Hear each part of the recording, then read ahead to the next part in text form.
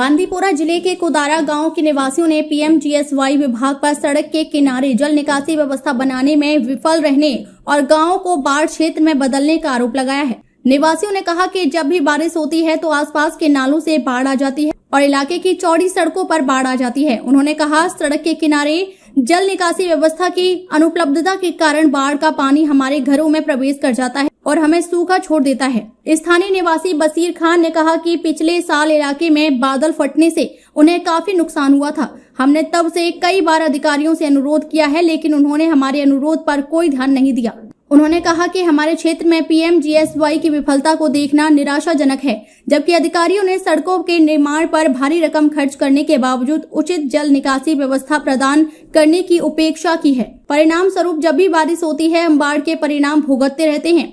उन्होंने कहा, ऐसी महत्वपूर्ण बुनियादी ढांचा परियोजनाओं को लागू करने में दूरदर्शिता और निरीक्षण की कमी बेहद निराशाजनक है और सिस्टम में एक महत्वपूर्ण दोष को उजागर करती है। यहाँ के अधिकांश लोग गरीबी रेखा से नीचे जीवन यापन कर रहे हैं। अपने परिवार का भरण पोषण करने के लिए खेती और इसी तरह के अन्य व्यवसाय पर निर्भर हैं। जब उनके घरों में बाढ़ आ जाती है और उनकी आजीविका प्रभावित होती है तो यह न केवल वित्तीय कठिनाई लाता है बल्कि निराशा की गहरी भावना भी लाता है।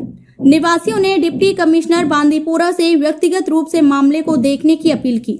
हम जिंदे जो मर चुके हैं उन अफसर को नहीं मरना है। एक्शन साहब के पास में गया कम से कम 3 महीने से पहले, तो मैंने बोला पैप जो आपने लोगों ने पैप डाले हैं पैपें वो बंद हो चुकी हैं, उसमें पत्थर फंसे हुए हैं, उनको निकाल दो। बोला उस वक्त आप लोग कहाँ थे जिस वक्त मंत्री ठेकेदार ने काम किया?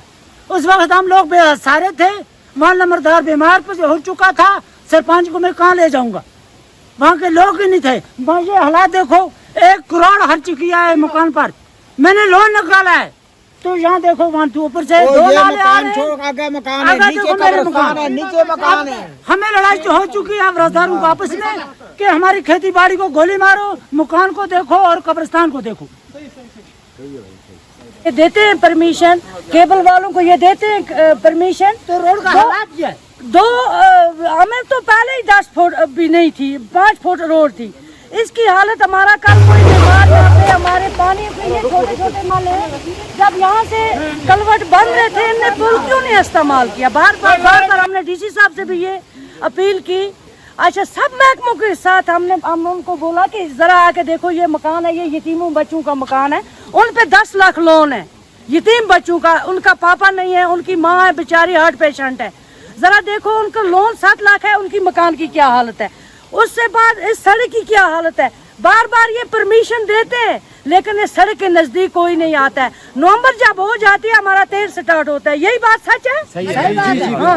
अच्छा, नवंबर में ये तेल लेकर आए, मशीन इनने तेल डाला, मैंने आकर देखा उसको कुछ नहीं हुआ था। 1.5 इंच हमें यहाँ पे डालते हैं मैडम, जो पैसे उधर से आते हैं वो हड़प करते हैं। अगर पीएच केबल वालों ने अगर 1 करोड़ रुपया दिया सड़क के लिए, मैंने उसका भी उस टाइम एतराज किया कि ये क्यों केबल वाले इस सड़क को। कहाँ किस जगह पर है आप इस टाइम और यहाँ पे क्या मसला रोज रोज सामने पेश आता है?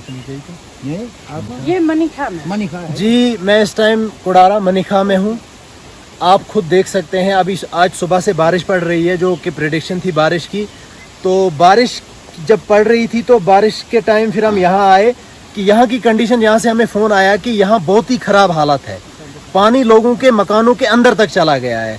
तो रोड की कंडीशन आप खुद ही देख सकते हो कि कहीं पे भी, ये देखो ऑलरेडी आप यहाँ से दिखा सकते हो कि जेसीबी ने क्या हालत करी है। यहाँ पे पाइपलाइन यहाँ पे बिछानी थी वो जेजेएम की, यहाँ से इन लोगों ने सड़क को साइड से, ऑलरेडी तो सड़क थी ही नहीं कहीं, जब थोड़ी सी बची हुई थी तो जेजेएम के पाइपों ने उन्होंने जेसीबी यहाँ से लगा के इसको टोटल खत्म कर दिया है। तो ये जो नाला यहाँ से आ रहा है, ये पूरा पानी यहाँ से आया और इन आसपास की जो बस्ती है तो इनके घरों में पानी चला गया।